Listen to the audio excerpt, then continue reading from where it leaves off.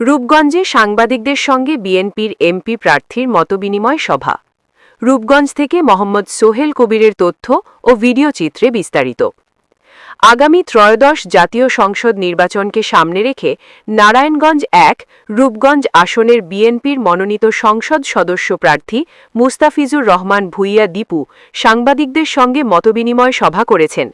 সোমবার ১৫ই ডিসেম্বর দুপুরে রূপগঞ্জ উপজেলার প্রিন্ট ও ইলেকট্রনিক মিডিয়ায় কর্মরত সাংবাদিকদের সঙ্গে এ মতবিনিময় সভা অনুষ্ঠিত হয়। সভায় আসন্ন জাতীয় সংসদ নির্বাচন, এলাকার সার্বিক উন্নয়ন, গণতন্ত্র পুনরুদ্ধার, ভোটাধিকার নিশ্চিতকরণ এবং বর্তমান রাজনৈতিক পরিস্থিতি নিয়ে খোলামেলা আলোচনা করা হয়। মতবিনিময় সভায় মুস্তাফিজুর রহমান ভূঁইয়া দীপু বলেন, দেশের গণতন্ত্র আজ সংকটের মুখে। অবাধ, সুষ্ঠু ও নিরপেক্ষ নির্বাচন নিশ্চিত করতে সাংবাদিকদের ভূমিকা অত্যন্ত গুরুত্বপূর্ণ। সাংবাদিকরা জাতির বিবেক হিসেবে সত্য তুলে ধরবেন, এটাই আমাদের প্রত্যাশা। তিনি আরও বলেন, রূপগঞ্জকে একটি আধুনিক ও উন্নত জনপদে রূপান্তর করতে হলে জনগণের প্রকৃত প্রতিনিধিকে সংসদে পাঠাতে হবে। নির্বাচিত হলে শিক্ষা, স্বাস্থ্য, কর্মসংস্থান, শিল্পায়ন ও যোগাযোগ ব্যবস্থার উন্নয়নে অগ্রাধিকার দেওয়া হবে বলেও আশ্বাস দেন তিনি। সভায় উপস্থিত সাংবাদিকরা এলাকার বিভিন্ন সমস্যা, নির্বাচনকালীন পরিবেশ, মত প্রকাশের স্বাধীনতা এবং গণমাধ্যমের চ্যালেঞ্জগুলো তুলে ধরেন। এ সময় প্রার্থী দীপু সাংবাদিকদের বিভিন্ন প্রশ্নের উত্তর দেন এবং ভবিষ্যতে সাংবাদিকদের সঙ্গে নিয়মিত যোগাযোগ ও সহযোগিতার আশ্বাস দেন।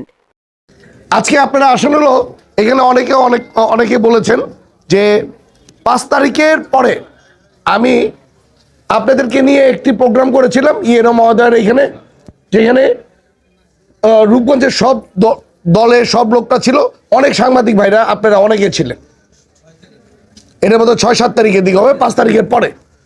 ওইখানে গিয়ে আমি কিন্তু একটা কথা বলেছিলাম আপনাদেরকে, আপনারা সাংবাদিক ভাই, আপনারা দয়া করে আমি যদি কোনো অন্যায় করি তাহলে আমার বিরুদ্ধে আপনারা লিখবেন।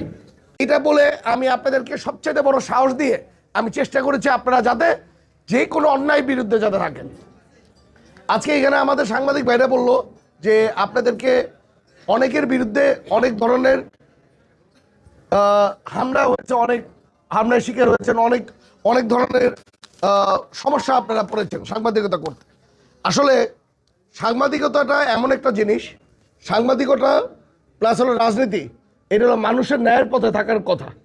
মানুষের ন্যায়ের পথে থাকলে যারা দুষ্টকারী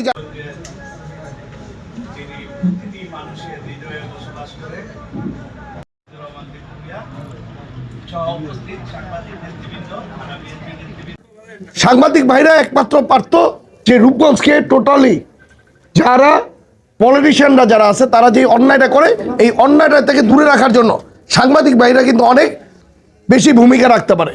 কিন্তু আপনাদের এই ভূমিকা যাতে রাখার ভিতর যাতে আপনাদের মধ্যে বিভিন্ন সমস্যা দেখা দিতে পারে, এটার জন্য আপনাদের ভিতর বিভিন্ন বিশৃঙ্খলা সৃষ্টি করে বিভিন্ন গ্রুপ তারা তৈরি করে ফেলছে।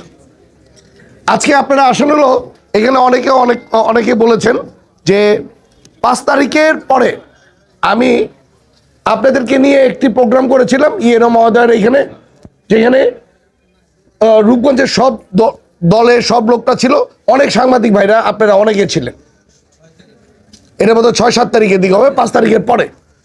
ওইখানে গিয়ে আমি কিন্তু একটা কথা বলেছিলাম আপনাদেরকে, আপনারা সাংবাদিক ভাই, আপনারা দয়া করে আমি যদি কোনো অন্যায় করি তাহলে আমার বিরুদ্ধে আপনারা লিখবেন।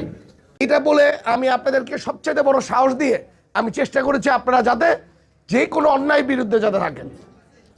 আজকে এখানে আমাদের সাংবাদিক ভাইরা বলল যে আপনাদেরকে অনেকের বিরুদ্ধে অনেক ধরনের হামলা হয়েছে, অনেক হামলার শিকার হয়েছেন, অনেক ধরনের সমস্যা আপনারা পড়েছেন সাংবাদিকতা করতে। আসলে সাংবাদিকতাটা এমন একটা জিনিস, সাংবাদিকতা প্লাস হলো রাজনীতি, এটা হলো মানুষের ন্যায়ের পথে থাকার কথা। মানুষের ন্যায়ের পথে থাকলে যারা দুষ্টকারী যারা থাকে তারা কিন্তু সবসময় প্রতিবাদ করে, কিছু সংখ্যক লোক এটা প্রতিবাদ করে আপনাদেরকে ভয় দেখানোর চেষ্টা করবে। আমি গ্যারান্টি দিয়ে বলতে পারি আপনাদেরকে এই 5 তারিখের পরে এখন পর্যন্ত আমি একজনকে ফোন দেই নেই যে ভাই এই নিউজটা আপনারা দিয়েন। আপনাদেরকে এরকম কোনো নিউজ বলেছে একজনকেও? আমি উল্টা আরও বলি যে আমাদের মধ্যে কেউ কোনো অন্যায় জিনিসটা কিন্তু আমি ওপেন করে রেখেছি। আসেন, আপনারা এখানে অনেকেই বলেছেন নির্যাতনের কথা। নির্যাতনের আপনাদের যে শিকারটা আপনারা বলেছেন, আমি বলবো যে আমি পলিটিক্স করি, আমার নামে 94টা মামলা ছিল। আমি ঘরে যাব নাকি এটা আমার ঘরের মানুষ কিন্তু জানে না, কারণ কখন গুম হতাম, কখন খুন হতাম, কখন কোন সমস্যা হতো তারা কিন্তু কেউ কিছু জানতো না। ঠিক একই সাথে কিন্তু সাংবাদিক ভাইদেরও কিন্তু সেম অবস্থা। কারণ আপনারা অন্যায়ের বিরুদ্ধে লেখেন, অন্যায়ের বিরুদ্ধে লেখাতে অনেক দুষ্টকারীরা কিন্তু এটা করতেছে। যারা যারা এই ধরনের কাজ করে, আপনারা এটা বিশ্বাস করতে হবে, তারা কিন্তু দলের চেয়ে বেশি ওরা দলের নাম ভেঙে কিন্তু খেতে চাচ্ছে।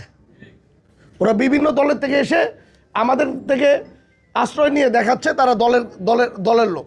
অ্যাকচুয়ালি এই ধরনের লোক আমাদের দলের দরকারও নাই। আর যদি আপনাদের যদি স্পেসিফিক ওয়েতে যদি আমাদের বলেন যে এই ছেলেটা এরা এই অন্যায়টা করেছে, এখানে আমি থানা বিএনপির কাছে অনুরোধ করব যাতে ওকে ওই সময় দল থেকে বহিষ্কার যাতে করে দেওয়া হয়, এটা আমি থানা বিএনপির কাছে অনুরোধ জানাচ্ছি। যদি এরকম সিচুয়েশন হয়, আপনারা সাথে সাথে ওকে পানিশমেন্টের আন্ডারে আনবেন, এবং আপনাদের মাধ্যমে আমাদের দলের মাধ্যমে তাকে শাস্তির আওতায় মানে আইনগত ব্যবস্থাও ইনশাল্লাহ আমরা করে ছাড়বো। তারা হচ্ছে এটা কিন্তু জনগণের টাকা কিন্তু রাস্তাটা হচ্ছে, এটা আমাদের টাকায় কিন্তু রাস্তাটা হচ্ছে, তাহলে এটা দেখার অধিকার কিন্তু আমাদের আছে। তাইলে এটা আমি আশা করব যে আমাদের এই কাজগুলো যাতে প্রপারলি হয়, এই জিনিসটা কিন্তু আপনাদের আমাদের কিন্তু সকলকে দেখা লাগবে। আসেন, আপনারা বলতেছেন যে সামনে নির্বাচন আপনারা কি করবেন, আমার থেকে একটা জিনিস জানতে চাচ্ছেন। এখানে অনেকে আমাকে এই কোশ্চেনটা করেছেন। আমি বলবো যে নির্বাচন একটা কাজ করবেন ভাইয়া, নির্বাচন যাতে সঠিক হয় এই দিকে আপনারা দেখবেন। কারণ নির্বাচন 17 বছর বাংলাদেশের নাগরিক ভোট দিতে পারে নাই, রূপগঞ্জের অনেক মা বোন ভোট দিতে পারে নাই, নতুন জেনারেশন ভোট দেয় নাই, তারা কিন্তু ভোট দেওয়াটা কিন্তু অনেকটা ভুলে গেছে। তাদেরকে উৎসাহ করবেন যাতে তারা ভোট কেন্দ্রে আসে, 1 নম্বর। আর 2 নম্বর হলো, যদি কোথাও কোনো অন্যায় দেখেন সাথে সাথে এটা রিপোর্ট করবেন। এই রিপোর্টের মাধ্যমে যাতে রূপগঞ্জ যাতে বাংলাদেশে সবচেয়ে প্রথম থাকে, সবচেয়ে সুষ্ঠু ভোট রূপগঞ্জে হয়েছে, এই জিনিসটা আমরা সবাই চাই। এটা আমার আশা যে সাংবাদিক ভাইরা যারা আছেন, আমার রূপগঞ্জের যত বাসীরা আছেন, সবাই এই গর্বটা নিয়ে আমরা থাকতে চাই। আমি ভুলতা গাউসিয়া মার্কেটের সাথে আমি একটা কথা বলি। আপনারা যেমন সম্পর্ক আলাদা জিনিস, প্রতিষ্ঠান হলো আলাদা জিনিস। আপনাদের প্রতিষ্ঠান আপনারা কেমনে চালাবেন এটা হলো আপনাদের ব্যক্তিগত ব্যাপার। কিন্তু আমি যদি সাংবাদিক আপনাদের উদ্দেশ্যে যদি আমি ভাই হিসাবে যদি আমি একটা পরামর্শ দেই, আপনারা জিনিসটাকে অন্যভাবে নেবেন না। আপনাদের মধ্যে ঐক্যবদ্ধ যদি থাকেন, তাহলে আপনাদের যে হামলা হয়, যেই আপনারা যেটা বলছেন যে মামলা হয় অথবা কোনো নিউজ দিলে আপনারা ভয় পান, এই জিনিসটা আপনাদের অনেক দূর কেটে যাবে। দয়া করে আপনারা আপনাদের মধ্যে ঐক্যবদ্ধতা সৃষ্টি করেন। আপনাদের কমিটি করার জন্য আমার ব্যক্তি দীপু ভূঁইয়ার দরকার নেই, এখানে আমাদের থানা বিএনপির কারো নেতৃবৃন্দর দরকার নাই। আপনাদের কমিটি করবেন, আপনারা সাংবাদিক ভাইরা জানেন কে কে সাংবাদিকতা করেন, কে ভালো সাংবাদিক, কে খারাপ সাংবাদিক, আপনারা এটা ঠিক করবেন। এখানে আমাদের কেন আনেন, আমরা আসলে এই জিনিসটা খুঁজে পাই না।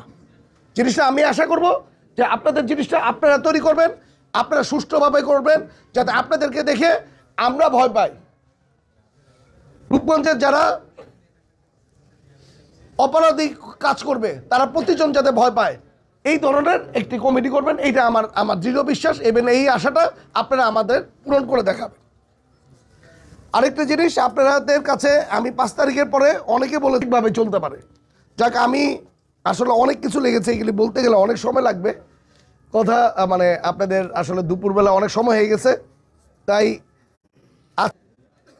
আপনার